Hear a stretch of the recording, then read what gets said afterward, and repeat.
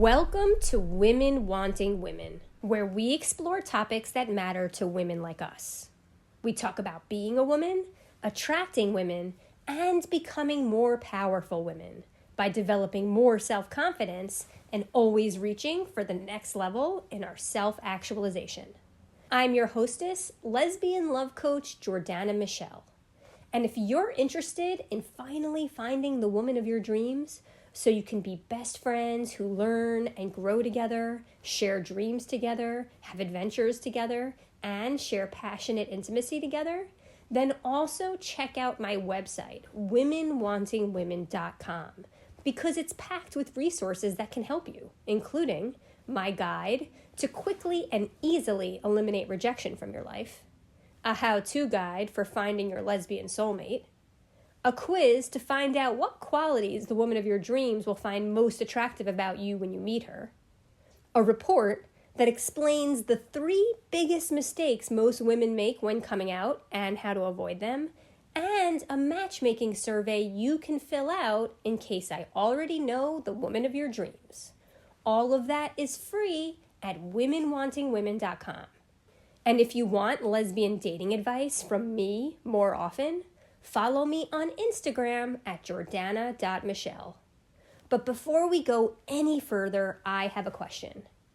What if everything you did communicated that you love yourself? How would you think, speak, and behave differently? Well, in this episode, I interview Khanyisa Mnyaka, a queer, trauma-informed relationship coach, author, and entrepreneur who shares her best heartfelt advice about how to build your self-love, self-awareness, self-compassion, self-care, self-confidence, and self-assertiveness. You can learn more about her at KhanyisaMnyaka.com, but before you do, keep listening for all the wisdom and inspiration she shares with us here. Khanyisa, thank you so much for coming on the podcast. I'm so excited to be having this conversation with you. Thank you. I'm excited to be here. I've been looking forward to having this conversation. I don't even know the questions, so I'm just like, oh, what are we going to talk about?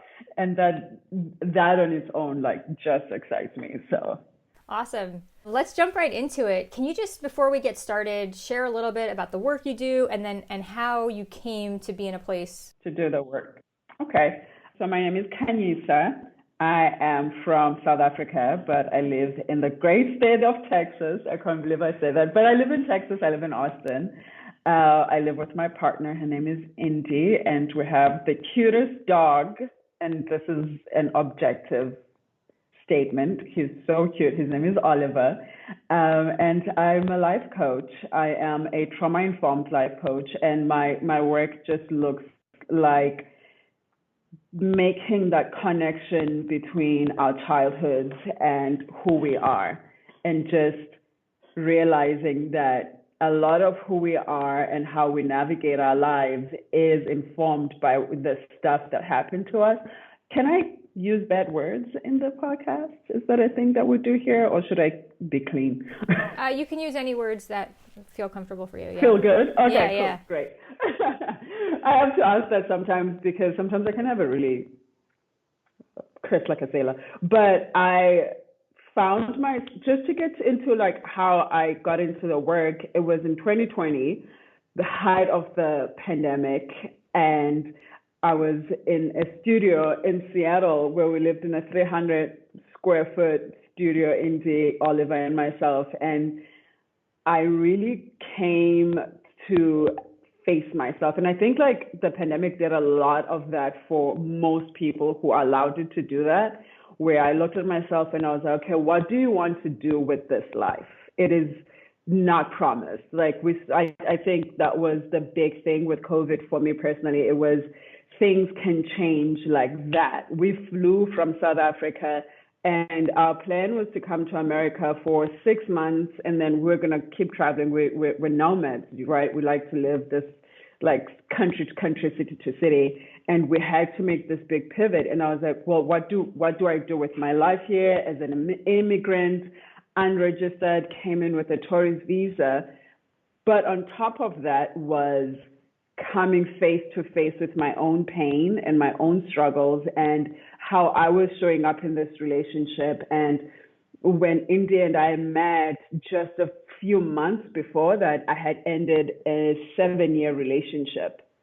And that relationship ended in a lot of trauma, a lot of betrayal, a lot of pain.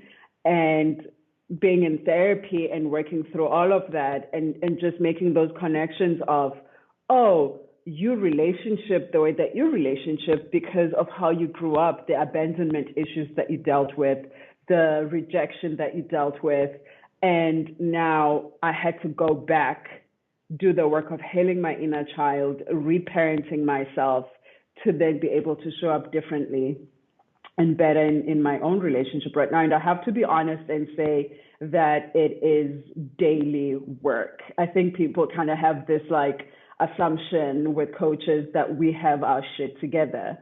But the truth is we don't. No one has their shit together to the level of just being like, every day is exciting. If you called my wife right now and be like, what's going on? She would probably be like, she annoys the shit out of me every single day. And it's just work that we continuously do. And I think the difference is that awareness of who you are and how you show up in the world, and the desire or the ability to lean into who you are, but also working to heal the parts that need healing, right? And revealing those parts. So it was just a work of complete and absolute vulnerability that just took all my stuff, put it in the table, and just was like, look at the shit that you're working with. And then through that, I was like, Khanyisa has been through so much pain. I believe in the universe and the ancestors, and I'm not religious at all, but I'm very prayerful. And I got to this place where I said, there has to be purpose here, like surviving things that could have destroyed me, like mentally and spiritually, and at times like really put me in a dark place. And I was like, okay, what can we do with this? Like, what could be the purpose here? And that's where I landed to life coaching. And that's where I landed to creating content that speaks to just this human experience in all its mess and beauty and ugliness and brokenness and wholeness, and then taking my own life experiences and using that as an example.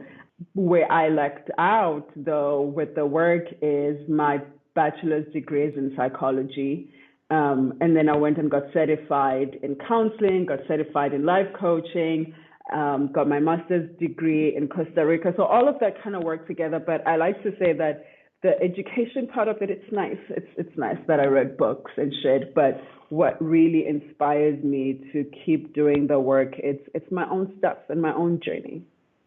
Yeah, it's not easy when we turn in to face ourselves, like you were saying. And if we're really going to be facing ourselves in an honest way with awareness, then it is going to be daily work, because just the same way that every single time I go to speak, I have the same accent. And every time I go to walk, I have that same sort of gait, right? There's a certain way you can recognize my walk. We also have our personalities, and all of our shit comes out in our personalities almost every time we go to interact with people. And even when we know that about ourselves and we want to be better, and even if we are in the business of helping other people be better with their own stuff, it can still end up being just on the daily that we're making mistakes and not living up to what we intend, because that's life. Yeah, and that's how we learn, and that's how we grow. And I'm somebody that's like, if it's not helping me grow, then something is wrong. I like that. If it's not helping me grow, then something's wrong. Yeah, you're probably playing small in those instances, right? Mm-hmm. I think all of that is amazing, and the fact that you are forcing yourself to do it every day will make you a better coach for others, because of the compassion, for the understanding, and for the fact that it's not just that you're walking your talk, right? It's not just talk. Yeah, you have to live it. Absolutely. So what advice do you have for women for increasing self-esteem, right? Because to face ourselves, that can bring up a lot of stuff, and it's going to be a lot of insecurity that comes up while we're doing it. And self-esteem is really, really important. So have you found any tools that have helped in that area? That's a very good question.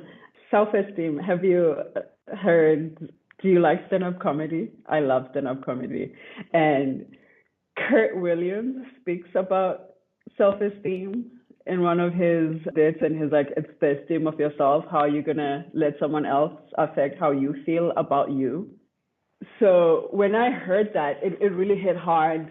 But then I also realized that there are insecurities that happen as we navigate relationships, whether it be family or partner or partners. If you are partnered with multiple people, like all of this can like hit your self-esteem.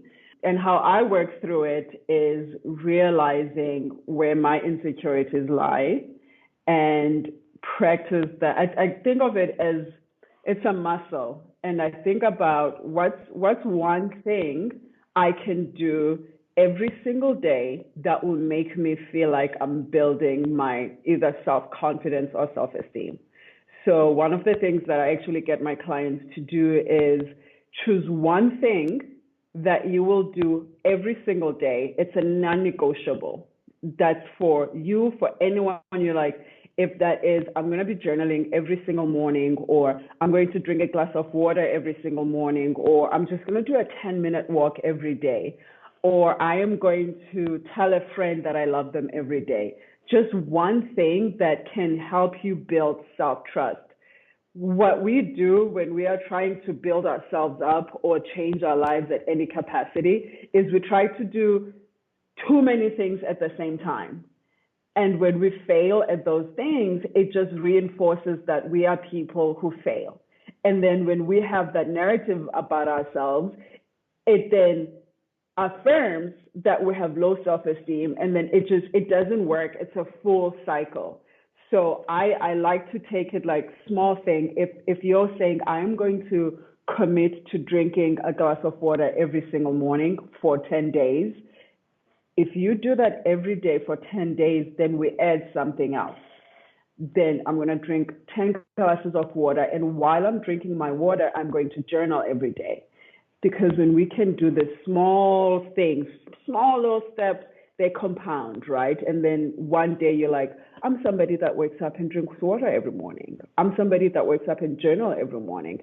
And we build that self-trust. And I think self-trust is sort of like the foundation for self-confidence and self-esteem and being someone who does and what they say they're going to do. Does that make sense? It makes so much sense. I think you're completely right. I really couldn't agree with you more. It's such good advice that the best way to start building your self-esteem is focusing on the self-trust aspect. It's totally within your hands. Doing too many things will just, like you said, it'll reinforce the failure. It'll create an excuse for more negative narrative, and instead of actually increasing your self-esteem, you'll just end up feeling worse about yourself. But if you choose one thing to make it non-negotiable and you do it every single day, then you can develop the self-image of a person who does that. So you identify as, I'm a person who nailed that, which can then make you really feel better about yourself. So it improves your self-image. I think it's such good advice. I love it. Yeah. And I do it myself too. Now for the past 3 months since the year started, I've been somebody who works out 4 days a week. And there are days where I don't want to fucking do it. I don't want to go to the gym. And those days I go, do I want to be the person who doesn't go to the gym because I'm lazy? Or do I want to be the person who goes, I have enough self-discipline to go to the gym even when I'm lazy? And then I get up and I go. That's so great. And that has given you the new self-image. I'm sure when you first started, it was harder, but now that you've been doing it 4 days a week for so many weeks, because you have that self-image and you were able to do it all those other times. And my body follows suit. Robin Sharma, I read in the 5 a.m. Club, he says, change is ugly in the beginning, messy. No, he says it's difficult in the beginning, messy in the middle, but it's beautiful at the end. So when you start, it's hard because this is not who you are. This is not the person you've been all your life. I'm 38. I have never been somebody who wakes up and does the things that I do now. So of course my nervous system is like, what are we doing? My ego is like, wait a minute, what's happening here? All these changes are challenging who I am. But in the middle, I'm like, this is really hard. I don't know what I'm doing. What do you mean I have to wake up and journal and do all this shit and then go to the gym and then come home and then work and then create content? Everything that I'm doing now, it is so different from who I used to be last year. But what keeps me going is, who do I want to be at the end of all of this? Not in like a death way, right? People are always like, what are people going to say about me when I'm dead? I choose not to live like that. I want to know, how do I want my life to be tomorrow? Who do I want to be tomorrow?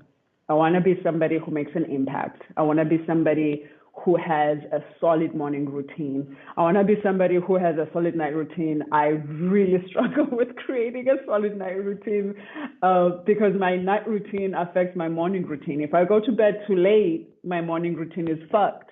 And so I want to be this person. And when I can define this person that I want to be, then I can start doing things that align with this person.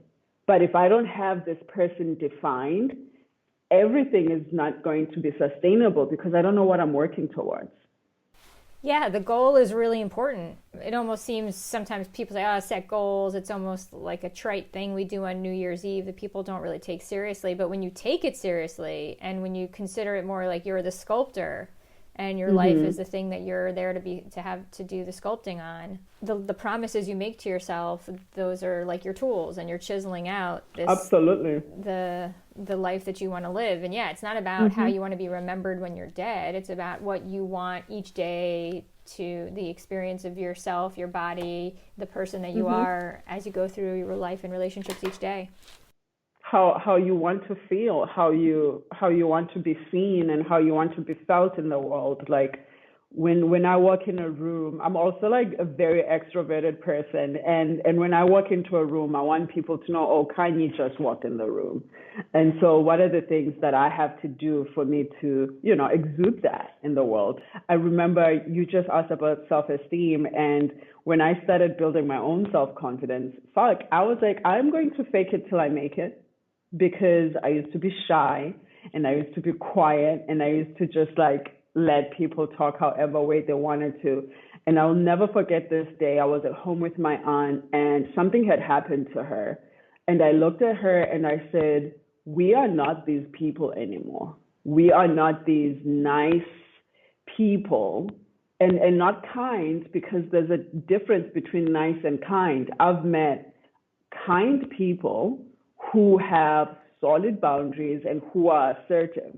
But the nice people have this sense of people pleasing. Oh, you can just like, it's fine, but then inside it's not fine. And I said to her, we're going to fake it until we make it. And for what felt like a really long time, my voice would shake, my heart would pound. I remember this one guy came up to my friends one time and was like, you, and he was like pointing like that. And I looked at him, I was so scared, and I said, nobody talks to me like that. And you are not about to be somebody that talks to me like that. And he was like, excuse me? And I looked at my friends and I was like, you will not talk to me like that. We are going to leave. And we had just sat down for dinner.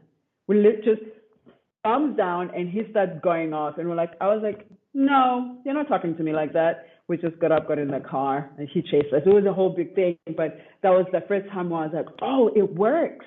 It works when you go, this is how I'm going to live. Even if those first few times you feel like, oh, it's uncomfortable. I feel like I'm an imposter. I feel like this is not authentic to me. I'm like, it's going to feel like that because I haven't been like that. But once it clicks, it clicks.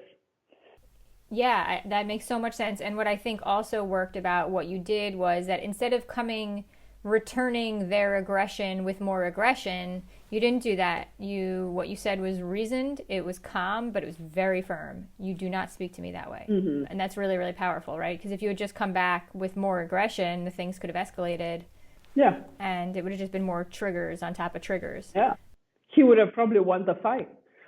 Yeah, I don't think fights are things. Physical fights are ones that I win very easily. So if it was me, for sure, that's true. You would have had to protect me. Yeah, I know. Like, no, don't hit me. This is the money maker.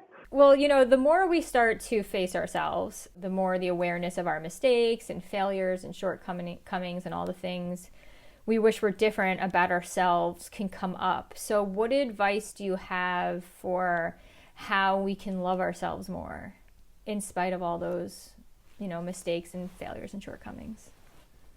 I fucking love that question. I think self-compassion is where self-love starts. And self-compassion starts with allowing ourselves to see parts of ourselves that we wish we could hide, or to really see parts of ourselves where our pain sits. I like to say we're not broken, we're just in pain. And when we can face those parts and we can extend compassion, one of the things that I try my hardest to do and I try to get my clients to do is to never speak down on yourself, ever. I could make the biggest mistake. If I spill this, I'm never going to be like, oh, Kanye, you're so stupid, you spilled that. I'll be like, I spilled that, I need to wipe it. But we are so hard on ourselves. And that hardness stops us from showing ourselves self-compassion. And I'm not saying like self-compassion in a way where you see yourself as a victim, but self-compassion where you see yourself as a victim, as a survivor, and somebody that is working to then transcend the shit that has happened to them. So for me, when I started to see my own shit, if we talk about romantic relationships, I said I have a codependency issue. And that was so hard for me to realize because, like I said, I show up in the world with this level of empowerment. And if you're not dating me, you're not going to know that I have a codependency issue. And when that came up for me, I was like, where is this coming from? And then I realized this is coming from watching my grandfather die when I was 9 years old. And that was my big two trauma. And my grandfather was someone that I would come home to from school. He made my food. He was like a stay-at-home dad through and through. We would go work the garden together. And when he died and I watched him die, I felt this huge amount of abandonment because that's when things started to go wrong. And so I brought all that unworked through abandonment, rejection, feeling like people leave, people die, people reject me, and I bring that into a relationship, and then it creates a codependency issue. And then it creates somebody who is an anxious attacher. And then it was like, oh, this is what I do. Self-love goes, or self-compassion rather goes, you've been through all of this stuff. This is why you are like this. Now, instead of saying, oh, you're codependent and that's bad and that's unhealthy, let's work through healing that. Let's work through acknowledging that. Let's work through being aware of that. Let's work through being tender. I had a therapist who would end every session with, be tender with yourself and be compassionate with yourself. And when I started to extend the type of compassion and tenderness that I extend to other people, to myself, that's when I began to love myself. And I saw myself as this grown, beautiful Black woman that's walking around with an inner child that is in a lot of pain. And when I could acknowledge that pain and the way that it affects me, it affects the people around me, I could love myself out of it. And that's how self-love. I think that's a brilliant answer. So, for example, you'll be having an experience with one of your partners and you behave in a way that maybe you're not proud of, that makes you feel like it's expressing this sort of evidence of your codependency. So instead, in that moment of cursing at yourself and kicking yourself for the mistake that you made, you instead remember the little 9-year-old girl who lost the most important man in her life, who she came home happily from school every day, who was she looked forward to being with, this wonderful man. And instead of just taking the energy towards being mad at the grown woman that you are, you could just have love for and not in a victim way, because everyone eventually loses their grandpa, right? It's not about being a victim, but it's about loving the part of us that went through the difficult thing. Yeah, and that's what self-love is. And I think that's like the difference between self-love and self-care, which sometimes it can feel like they're the same. Self-care is like, I'm going to go to the spa and I'm going to go with the girls. It's like whatever we do. But self-love is really seeing yourself, all of yourself, like all the stuff, and just being like, wow, out of all of that stuff, I have love and compassion for myself. Wow. Thank you for that answer. I think that's really great. Is there anything you want to share about self-care as well, if it's related? So this is my thing. If you follow me like on the platforms, I talk about radical self-love, right? And radical self, when I use that word, first of all, I was so excited. I was like, I made this up, radical self-love. And then I looked online and I was like, man, everybody talks about it. But for me, it is everything. I try so hard. Everything that I do has to communicate that I love myself, right down to what I eat. I have to eat in a way that says, I feed this temple in a way that loves it. And for some people, that can be like, oh, you're so picky. But for me, it's because I love myself, I'm probably not going to eat a lot of deep fried food because I know that's probably going to make me sick. I quit eating gluten because for some reason, how y'all process your food over here, it made me really sick. And so that was something I was like, because I love myself and because I don't want to feel like this after I eat, I'm not going to do that. And then when it goes to the gym, it's because I love myself, I want to make sure that I'm healthy. And when I do things like that, and it's so funny because my clients would come to me for like relationship coaching or like, help me with my habits or help me with my self-awareness or self-esteem. But by the end of coaching, they are like, they go to the gym and they eat healthy and they do all these things that are self-care by nature, but they are there because the manifestation of self-love is, what are the things that I do to show myself that I love myself? Because love is a verb, right? You can be like, I love myself all day, but if you are doing things that don't affirm that self-love, then you still need to work towards loving yourself. And sometimes people can feel like, is that judgy? It's just that for me, if I think about love, the word love, and if when I love my partner, so I do things for her that show that I love her. And if I love myself, I have to do things for myself that show that I love myself. Everything we do, everything counts as something we do, including the thoughts we have. And so it's such an interesting question we can ask is, what are the things that we're doing in the day, and what is that communicating? What are we communicating to ourselves? Mm-hmm. And what might our lives look like if everything we did had to communicate that we love ourselves? That's a good question. Yeah. It's a really good question. Even like right down to alcohol, right? Like I don't drink alcohol because of how I would feel the next day. And as I got older, my hangovers became a 2-day issue. So alcohol stole 2 days of joy from me. So it was like, ooh, I'm not willing to have this experience just so to say I was drunk. And now we live in a society where if you don't drink, your social circle becomes really, really small because, people use alcohol to connect and all those things. And so I had to be okay with the trade-off of I'm not going to do that to my body because it doesn't feel good. Absolutely. And again, that comes back to the awareness, and it's hard. It takes a lot of discipline, right, to make those kinds of changes. So I'm curious what advice you have for attracting women as a woman.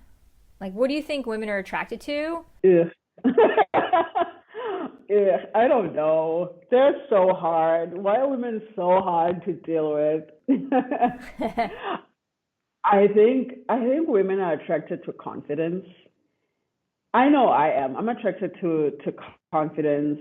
I think, and also I feel like you posted something and I was like, this is totally an age thing. Like when I was younger, I was so like, are they hot? Do they have pretty eyes? Do they have nice teeth? And so I was attracted to that. But now I'm attracted to groundedness, and I'm attracted to, if someone is in therapy, oh my God, I'm wet instantly. Like let's do this thing. Let's heal. I'm attracted to people who are working on themselves. And I'm not even talking about like the hustle of making money and ambition, but I'm just like talking about, I'm so attracted to people who are working on being better people inside. And I think, yeah, I think women are attracted to confidence. I think confidence is sexy. Personally, I think when someone knows who they are, they know what they have to offer the world. Someone who is very self-assured, like someone who doesn't need to be validated, who is like, oh, it's nice that you think that about me, but I kind of already think that about myself. So, somebody who doesn't need to be constantly validated because they are so sure of who they are. I think that's what women are attracted to. And maybe nice teeth. I'm attracted to nice teeth. But yeah. That's so interesting. And then maybe the opposite being that a major turnoff for women is a sort of neediness for validation and not knowing who you are and a lack of confidence. I think it's like woman to woman too, right? I think sometimes people are doing that work of getting to know themselves and being self-aware and building that confidence. Like not everyone is going to have it off the bat, but I think that this is a very interesting question. I try not to generalize because some people are attracted to how a person looks, and the thing with dating too is that we always put our best foot forward. We'll always present what we think the person wants to see, and that's where it becomes tricky, because it is, am I seeing who you are, or am I seeing who you want me to see? And then when we're together in the long run, then the truth of who you are comes out, and I have to deal with what that is. Sometimes people will show up with a lot of fucking potential, and you fall in love with that potential, right? And that's all you have, potential. And so what do you do now? You've been with this person for a year, and you go, this is over because you didn't produce what I thought you were going to. So I think it's hard to be in that space of meeting someone, having that initial attraction, and then working towards seeing them for who they are, whether they're like not as confident as they say they are, or they're not as self-assured as they seem to be. And how do you then navigate a relationship with someone who did not give you the truth at the beginning of the relationship? It's a really tricky question, right? Because there's so much, when we meet someone new, if we're single and we're dating, we so badly want it to work out. So when the person also shows up and does show us their best selves, so especially if they like us, and we want to believe it, right? Mm-hmm. But that's why it's so important in the early part of relationships to be looking, just to be really observant, to be really curious, not just to convince yourself of what you already want to be true, but being aware of the red flags. You said a year. Yeah. Do you think it really would take a year for it all to come out, or do you think that the red flags will come out a lot earlier? I think in lesbian relationships they'll come out a bit earlier, because I don't know if it's like biology, where we're just like quickly just like boom, there we are, we're together now. The whole U-hauling thing that I'm not a fan of. I did this whole TikTok that I was not a fan of U-hauling, and some people were like, yeah, and some people were like, fuck you. I was like, it doesn't give you a chance to know somebody before you live with them. But I don't think when we refer to U-hauling that we literally mean that we give up our lease and we move in with the person right away. I think it's a metaphor for the idea, oh, boom, we're together. I think in some ways that's a reflection of the fact that because we're a smaller population, it's a little bit harder to find a girlfriend if you're a female than it would be to find a boyfriend if you're looking for a straight relationship, right? Well, I'm not going to say that. I don't want to say that because I think finding an actual guy to commit to you can be quite hard for straight women too. Mm-hmm. But yeah, I think the U-Haul happens because in lesbian dating, it can be so long and frustrating, the road to actually finding a woman that you're excited about, she's excited about you, and you're both like kind of in it. Once that happens, you kind of want to go with it. You don't want to have to then, you know how good it is, you know what you found, you know how much of a treasure that is. So why not go with it, keep it, and then through that, yes, then go and then learn see if the red flags are there, all that stuff. But I don't disagree with you. I think it would be wrong to give up your lease right away after meeting someone. I think women who jump into marriage too soon are risking severe legal bills down the road and a lot of headache in your life. So I actually really, really agree with what you're saying. I guess it would just really probably be a question of how we're defining what we mean by U-Haul when we say it. By U-Hauling, yeah. No, that definitely makes sense. And I think also, like, if we're saying that people will always present their best foot forward, like I've experienced this, where it's like, wait a minute, where's that person who was like this at the beginning of the relationship? And like, how do I deal with this now? And also it's love bombing, trying to get you so much that they haven't even decided whether they want you. So then it's not just that they provided their best foot forward. It's that suddenly they wake up 7 months into it and say, oh, is this even what I want? And then the rules of the relationship change and they pull away. And then it triggers, anyone who has an anxious attachment style, it triggers all that, down the road. So complicated stuff. It is. But you were saying the thing about the U-Haul in answering something else, I think. Yes. I think I was saying it in like getting to know someone. I think it's hard to get to know someone if, like when I meet somebody, they don't know I'm codependent. They don't know I have issues with saying how I feel. They don't know that sometimes I can struggle to communicate and say what I need. And they don't know that sometimes they'll be talking to 38-year-old Khanyisa and I am gone, and they are now talking to 9-year-old Khanyisa who's scared that she's in trouble during an argument, right? What they see is a well-spoken, well-traveled, well-cultured, somebody who speaks 7 languages, and they're attracted to that. But they don't know all the other stuff that they have to deal with within a relationship. I wish there was a way to ask, like, how do you handle this? And then someone be honest, like maybe put like a, like that lie detector stuff.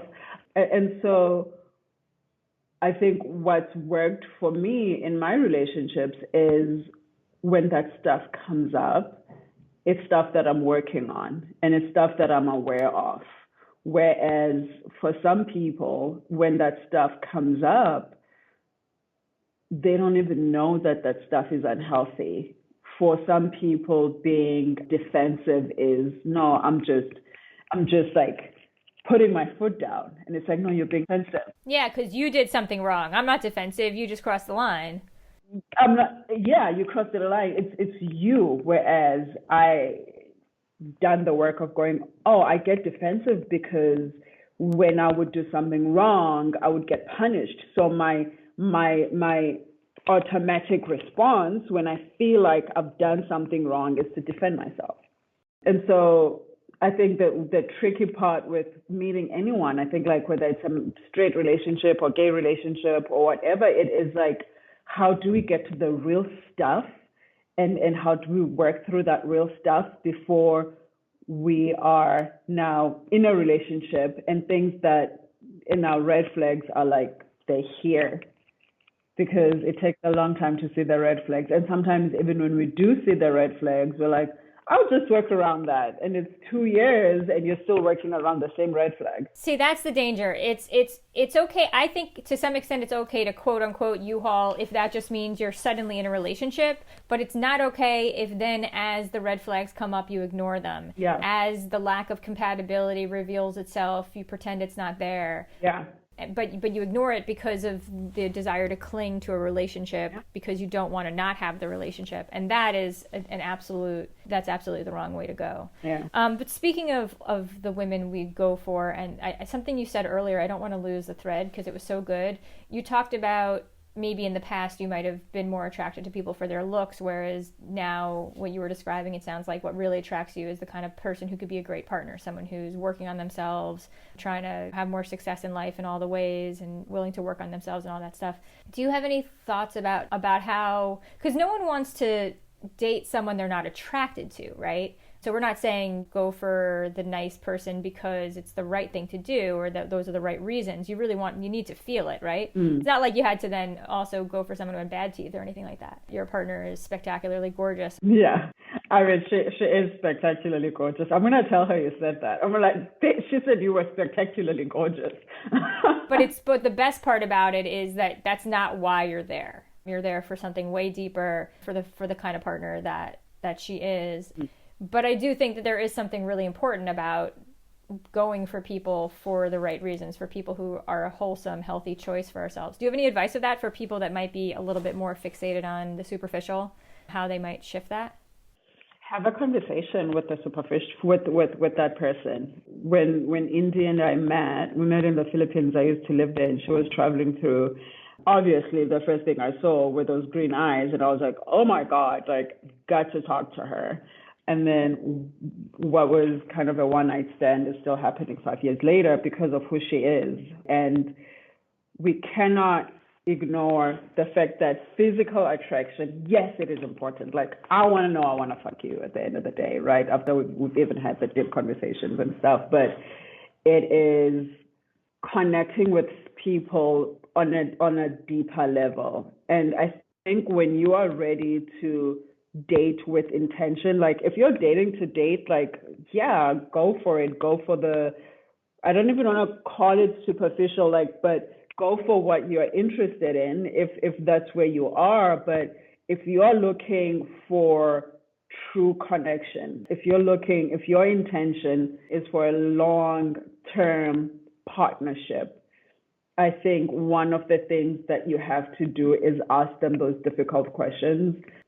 I did an Instagram recently. I was like, I ask them what they've learned from their previous relationship, and not in a way that's like, oh, my ex was like this and she did this and she did that. I want to know what you learned about yourself in that, like, what did that relationship teach you about you?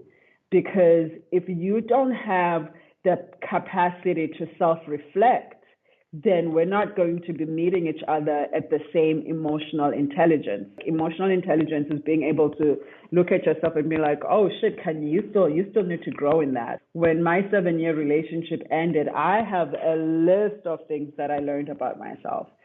And it was so hard for me because I was the one who was cheated on, and it was so toxic. I was cheated on. She cheated with a man that worked for me. We had businesses together. So it was ugly. And for a long time, I was her victim. I was a victim of this person that I loved and who turned out to be disrespectful and cheated and lied and hid and then made excuses and all these things. But I want to tell you this, though. What really healed me and what really empowered me was asking myself what I did. Yes, she cheated. That's all true. But what did I do to allow that? Just to make sure that I don't anymore. What types of behaviors did I allow? What did you ignore? What did you not say no to? Where did you not put your foot down? What did you... Yeah, absolutely. Yeah. Look, I mean, it doesn't mean that people don't do bad things to us, but if we meet a person and all they could talk about is what other people did bad to them, that's probably a red flag. It is for me, for sure. Even in friendships, it is for me. Like I want to be surrounded by people who can own their own stories and people who can own their lives. I tend to be attracted to people who find empowerment in what we would look at and see as weakness. I want you to be somebody that knows that about yourself and be somebody that's empowered by that. Because if we're always the victim, chances are, if I'm in a relationship with you, then you're going to be my victim at the end of the day. But I want to be with somebody that is empowered enough to be like, you know what? I allowed you to treat me like that. You're not going to anymore. I allowed this to happen to me because it is true. People will treat us how we allow them to treat us. She treated me the way I allowed her to treat me. And that is when I started to put those connections together, it was really, really hard because it felt like I was changing the narrative. It felt like I was taking the blame, but I was like, but it took two people. And I was one of the two people. So there must be things that I did for that to happen.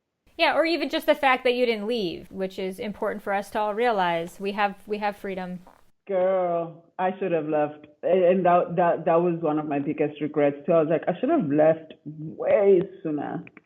I was mistreated by, well, I had a couple, but there was the one who kind of left the biggest hole in my heart after it happened. And I remember the moment where I kind of had a similar revelation to the one you're talking about, where all of a sudden I realized that actually, instead of feeling like this person's victim, I realized, no, I made a mistake. I stayed too long. I wanted her to change. And that was, had I just not wanted her to change and had I just said, oh, this is who you are, and then I took my pretty little self out of that relationship, then all of that pain would have been avoided. And yeah. I remember sitting and just laughing at this realization. It was so freeing. Not to say she wasn't horrible in 1,010 different ways. She was, but I stayed. And I was trying to get her to be better. And that's on me. And listen, what's the lesson on that? People will not be better for you. It won't happen. No one is going to change for you. If parents, if addicts cannot change for their children, people that have literally birthed into the world, and you think a partner is going to change who they are for you, it's not going to happen.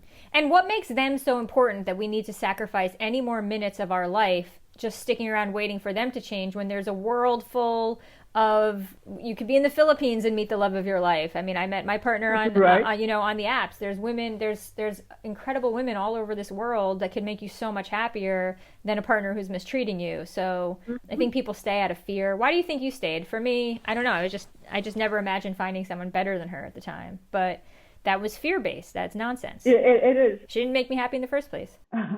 And for me, I stayed because it was my first grown relationship where we met. We were 25 when we met, and we honestly, people are like, it must have been toxic. No, the first 5 years were beautiful.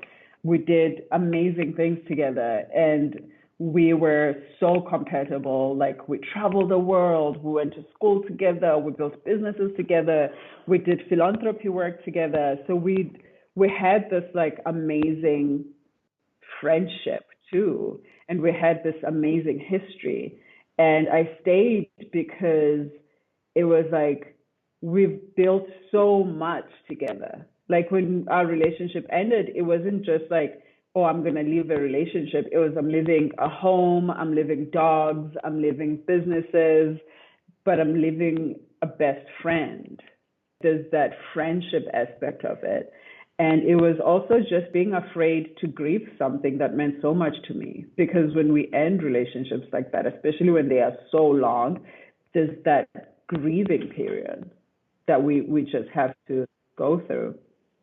I really do hear you. So there were 5 amazing years, then 2 terrible ones. Mm-hmm. when do you think would have been the right time to, when do you think, because, let's just say you have 5 amazing years and then the first month of it being terrible, that's not the right time to leave, right? Because after 5 years, the balance is, hey, Let's work through it. Yeah, let's work through it, right? So at what time do you think that changes? And then what would you say to that younger version of yourself in that moment when it was time to leave? What do you think you needed to understand in that moment? Leave. I think I like to say, like, I just continued my own suffering by staying. She wasn't gonna change. She was she was stigmatized to the core. There was nothing I could have done for her to stay. And even if I did stay, we could never have gone back to what we used to be to each other, who we used to be to each other. When you are with someone for 7 years, they know you, they know what to manipulate, they know how to kind of like make you feel good for a little bit and then take that away, right? So there were those moments of push and pull when I'll be like, oh, I should leave, and then it would be good for a month, and then it would be bad again. And so there was those moments too of just like, right when I was about to leave, it was, oh no, we can work through this and we can still be this. And I always say with my ex and I, one of the things that I grieved was the friendship part of it. And we would have stayed friends if she was honest with me. And that friendship would have looked like, maybe we take space and we don't talk to each other for a while, but we can come back and be friends. If she said, I like men now. Now I date men. And that would not have been a personal thing for me because you like what you like, right? You're attracted to who you're attracted to. What made it so toxic and so unacceptable for me, where I can't be friends with her, was the respect part, the lies, the hiding, all of that was just like the bringing people to my home, bringing people to the businesses that we were building together. It was a lot. It was betrayal, absolute terrible betrayal. It's betrayal. And had she just turned to you honestly and said, I can't do this anymore, then you would have had the opportunity to grieve. But it's as if she died, right? Because the part that she was able to give you before, she can't give you. You both acknowledge it. You cry. You deal with the mourning. And then one day there'd be plenty of room to be friends. But when someone has betrayed you on that level, how can they be your friend? And it was selfish, right? Because what was her reason not to tell you? It's because she wanted to keep you. She wanted to keep the options open. She wanted to have what she wanted from you. And she was still getting. She was doing all these things while getting what she used to get from me. Like, I remember her, like, after we broke up, she'd be like, well, I don't get your emotional support anymore. And I was like, yeah, because you got that because I was your partner. Now you need to go and find it somewhere else. And she'd be like, but men are not like that. I'm like, you should have figured that out. You should have figured that out before dating them, And so we also kind of went through this, like, toxic ex thing where she was just this, and my excuse for that was like, we have these businesses together, and then one day when Indy and I were together, Indy she's younger, but she's very, very fiery. It's the Latina in her. When she's had enough of a situation, she'll be like, I'm done with this, handle it, or we just have to do something different. And she was like, I'm not at peace here with a lingering ex. You just figure out what you need to do. And I was like, I'm not going to miss out on a great thing in my life because of you. So you know what? You keep the businesses. You do what you want to do with it. You don't even have to buy me out. I'll figure something out. I'll be fine. I was broke for 3 years. And I was angry because if you start a business, it's like blood, sweat, and tears, and we're in the tourism industry, which means like literally blood, sweat, and tears. I still have scars in my body, but I wasn't willing to sacrifice what I was building with Indy just for somebody who did that. So I had to let it go. But circling back to that question, about what I would have said if I was this person now and that was happening to me. I would have said, just leave. Yeah. Then you'll be fine. And I think we stay because, we're so scared to start over. We're scared of the unknown. We're scared of the uncertainty. We're scared of just like fucking everything. But we figure things out. And on the other side of the unknown, there's somebody spectacular waiting for you. Mm-hmm. I always say, for anyone who's ever, no matter how much you love somebody, no matter how much you wanted to stay together, there's always someone else out there who can make you just as happy. Yeah, and sometimes that someone else is you. Amen. I love that. Hmm. So I know you work with a lot of women and a lot of couples, a lot of queer women and a lot of queer couples. What do you think are the biggest mistakes women make when they're trying to attract the women they want? I think it's twofold. I work with women who come out later in their lives. I think the mistake they make is bringing in the stereotypical thinking of what they imagine a loving women relationship would look like. Just like they're like, oh, I'm not going to be dealing with A, B, C, and D. And it's like, no, you're dealing with a person. The man you dated were not like that because they are men, right? They are like that because of that person that they were. And so there's like, when women come out, there's this thing where they think it's going to be easy and it's going to be tender and it's going to be so like, we're just going to snuggle on the couch with our cats and drink wine and watch TV and have sex. But the truth is, you're going to be dealing with a lot of relationship stuff. And that's like working on a relationship with a stranger that's hopefully going to become the most important person in your life one day. But right now they're a stranger. You don't know them. You don't know what makes them tick. You don't know how much, how they argue. You don't know what they like during sex. You also don't even know how to have sex with women. Like, you are just like, I don't know what to do. And so it's just really like letting go of that stereotypical thinking of what lesbian relationships are, and think of it as, and also like outside the heteronormative stance. When I dated somebody who's never dated women before, I remember I looked at her and I was like, I'm not your boyfriend. I'm not going to carry your bags. Like, I was like, girl, you are taller and stronger than me. I'm not going to do that. I'm not your boyfriend. Even in the sex part, right? I'm like, I'm not going to bam you and then you turn around and fall asleep because that's how you're used to having sex. That's not how I have sex, right? And so there's like so much learning, and then there's also like the internalized homophobia too, when people come out later in life, and there's just like all of that. And so I just think just letting go of this heteronormative idea of what relationships should look like is the first one. And then number two is letting go of your stereotypical thinking of what lesbian relationships are. Yeah. Yeah. I think those are really good points. A lot of the people who listen to this podcast aren't in America or within reach of the kind of resources we can get in Texas where you are, or in New York where I am. But what are some practices or exercises that you found that anyone can do from anywhere in the world that you recommend for anyone who wants to get to the next level in life? Read. No matter where you are, you can get a book, right? If you don't know what books to read, I have a whole list of books that I recommend to my clients on my page, on my Amazon store thing. I found like, even though there are resources in America, for example, they're expensive resources. I'm expensive as a life coach.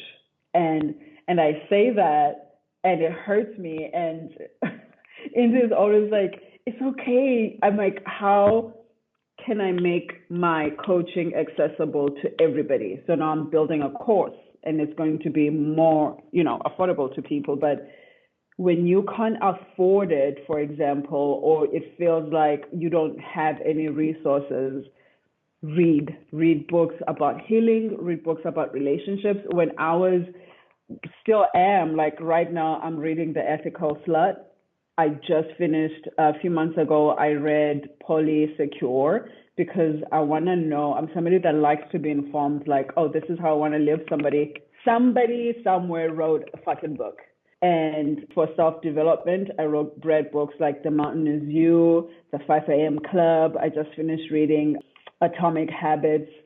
Books kind of like, for me, they started the work. I remember the very first book I read, I grew up very Christian, like born again Christians, tongue speaking, all of that stuff. And when I came out, I was dealing with so much shame and I was dealing with so much guilt. I was dealing with a lot of that shame that religion puts on queer bodies. And no matter how much I tried to break away from it, I couldn't. I didn't know what to do. And then I picked up The Gift of Imperfection by Brene Brown, and I'm actually reading it again because she wrote it. She re-edited it for the 10th anniversary of the book, so I'm reading that presently. And that book helped me face my shame, and it helped me be so strengthened by my vulnerabilities. It helped me own my sexuality. It helped me own my story. When I could do that, that's when I realized the power of books. So read books and also find communities. If you're in Uganda, I know there's a lot going on in Uganda right now. There are communities on Facebook. There are communities on Meetup. They are just the internet can be an ugly place, but it can also be such a beautiful place for connection. And when you can find those communities that sort of make you feel seen and they can make you feel safe, then do that. I just know, I posted something yesterday, a few days ago, and I was like, there's so much that I don't take for granted. And one of them is being able to stand in the middle of any corner, anywhere in this country and say, I am a Black queer woman, because there are Black people in so many parts of the world who can never, ever say that because they will literally die for saying that. And so there's so much that we can do. And I couldn't imagine when we feel so limited and when we feel trapped in where we are, and just how vastly unfair this world can be and how hateful it can be. And so I take refuge in books. I take refuge in finding community wherever I am. Yeah. One of the things that I came out, I lived in South Korea. I found a church that was queer affirming church, and it was a beautiful space for me, and it was exactly what I needed at the time. You know, reading is amazing because there are libraries, books are free, and whether it's about making your own life better or, if you're reading industry books to help you be better in your career, there's almost nothing in the world that reading can't bring you. Yeah. And but the thing with self-development books, a lot of people will be like, they don't work. I'm like, because you're not applying what you're reading. Yeah. And that's the thing. It's people are like, knowledge is power, but applied knowledge is power. Yeah. If you just read to read, you're just reading to read, right? Yeah, and if it seems overwhelming, like you said earlier, just do one thing, commit to it once a day for, 10 days or however long you said. It doesn't need to be you do everything on every page of the book, just one thing at a time. Yeah, just one thing. One small thing. I had a client who, hopefully this helps somebody, but I had a client who could not enjoy sex because they didn't enjoy their body. And they would just they called it ghosting, that she was like, I would just ghost my body. I'll be in bed with a partner and I'll just be gone, just completely disassociate. And I said, every time you take a shower, you're going to slow down that showering process right down to your lotioning your body process. And you're going to be present with the stuff that you're touching. I am now lotioning my arms. I am now, and you're going to look at yourself. Because sometimes we just want to, I don't know if you've ever been showered by your grandmother, but my grandmother would just take that slate and just done, and that's what we do too. But when you slow down that process and you really look at yourself, it kind of connects you to your body. And then you like really are just like, oh my God, look at these hands, look at these feet, they've taken me everywhere. Look at these scars in my body. I got this one because I fell in a boat engine, or I got that. And then it just brings you to connect to yourself. And you can find activities like this anywhere. I love that one. Yeah, it's so important for people to love their bodies. Mm-hmm. And that's such a great practice, enjoying the pleasures that we're all capable of. Mm-hmm. Just before we wrap, because I want to be respectful of your time, just one last question. Is there anything you wish every woman in the world could know in order to live better, happier, more successful and fulfilled lives? I want every woman in the world to know that it is not selfish to put yourself first. I think a lot of women are raised to believe that it is. We're kind of like given this false sense of martyrdom, like you're just like an amazing person when you put everyone first. There's just like this false sense of making it an honorable thing. And we find ourselves in situations where we are over compromising, where we are over pouring, and a lot of us pour from very, very empty cups because we think that there's something wrong with setting boundaries, with saying no, with saying, actually, you know what, I changed my mind, I don't want to be that anymore, or I don't want to be in the circle anymore. We have this like, we have been taught to demonize loving ourselves first. And when you can put yourself first, I really, really believe that everybody else that you are going to be pouring into will be better served than for that, because you are going to show up so strong, so empowered. They are going to be getting the best of you, like right down to your kids. When mom goes, at 5, mom is going to shut the door and take a nap for 15 minutes, go find something else to do. Obviously, it's different for people, right? When you give yourself those moments of just saying, what do I need now? And how can I give myself that? When you come out of that space, the people that depend on you, they get the best version of you. But when we keep pouring from these empty cups, they're going to run dry, right? The well's going to run dry. You're going to be exhausted in your relationships, in your work, in your parenting duties. Something is going to go wrong. Indy is a fitness coach. And sometimes I hear the conversations she has with moms, and she's like, I'm realizing by not taking care of myself, I am going to be sick and not be able to take care of my kids. And so even though I'm like, oh, I'm taking care of my kids first because I'm a mom, my kids need me healthy. My kids need me strong and to be able to participate in the activities that we do together as a family. And so I think what I would say to women is, you deserve to take care of yourself and to love yourself in whatever way brings you joy and peace. And I want women everywhere to know that they are feminine goddesses, and there's so much power that lies in the female body and the female pleasure and the female orgasm, and they need to lean into that shit. Right on. So yeah, where do women who want to, or where do the people listening to this who want to learn more, who want to engage more with your work, who want to see more of what you do and sign up for whatever you got going on, where can people go? You can find me on Instagram as lifecoach_Kanye.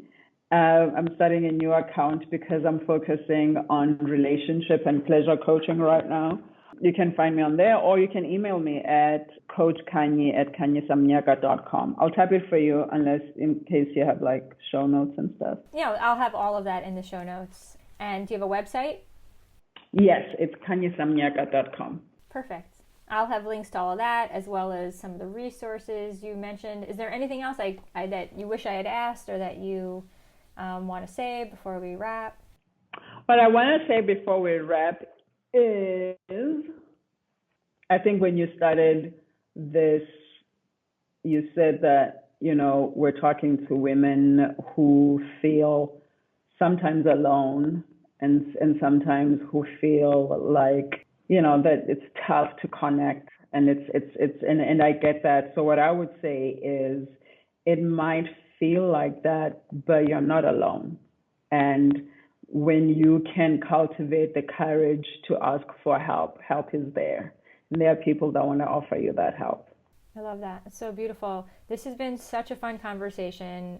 I really hope we can do it again someday. And I'm so grateful. Me too. So grateful that you took the time to share with us here. Thank you. Thank you. Too. Thank you for inviting me. This was fun. Thanks so much for listening. If you like this episode, please subscribe, share it with a friend, and leave a review on Apple Podcasts. And if you want lesbian dating advice from me more often, follow me on Instagram at jordana.michelle. Also, don't forget that womenwantingwomen.com is packed with free resources that can help you build your confidence and have more success with dating. While you're there, you can book a one-on-one coaching session with me to get my personal support in finding the love you long for. Until next time, keep remembering that hot lesbians are everywhere, that love is real, and that the woman of your dreams is on her way into your life in perfect timing. And I'll catch you next time on Women Wanting Women.